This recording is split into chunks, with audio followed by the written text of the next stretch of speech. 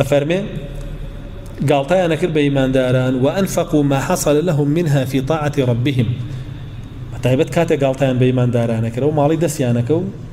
بەکاریان ئەهێنا لە ڕەزامەندی ئەڵڵایە کابرا کەسابەت یەکرد ماڵی دەسەکە و سەرفیەکرد لە حەجە سەرفیەکرد لە دابینکردنی پێداویستیەکانی مجاهدینە کاچون بۆ جیهاد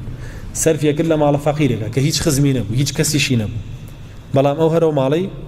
سەرفەکرد لەوەیە ئەنجا چون گاڵتەیان پێکرد ئەنوت شو ڕۆژی خزوە سەریەک بۆ کەسابەت کە چی کاتە دەستی فلانەکە سۆی کاتە دەستی فلانەکە سۆ دەستی فلانەکە سۆ ئێستاش کافرەکان هەروە ناڵێن بەڵێ موسڵمانان پاراکەنە دەستی عەرەبەوە حەجی پێک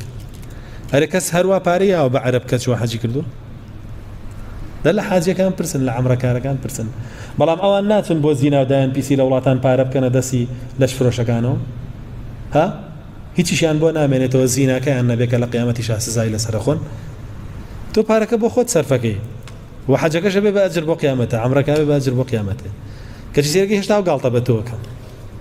لەبەرەوەی طبیعەتی کافر و مشریک وایە لەسەر هەموو شتێ ڕەخنەی هەیە گلەیی هەیە گاڵتەی هەیە هەموو کافرێ وایە ئەوە قاعیدە بێ لەلاتان بۆیە زۆر ئەم شتە ئەوەنە قرس وەرمەگرن و ببێتە خەفەت لە دڵتانە و سارد ببنەوە لە دینەکەتان بەڵکو بزان کە طبیعەتی کافر وایە و یەقینیشتان هەبێ کە ڕۆژێک پێگاتەوە ئەویش بەو گاڵتەکردنەی خۆی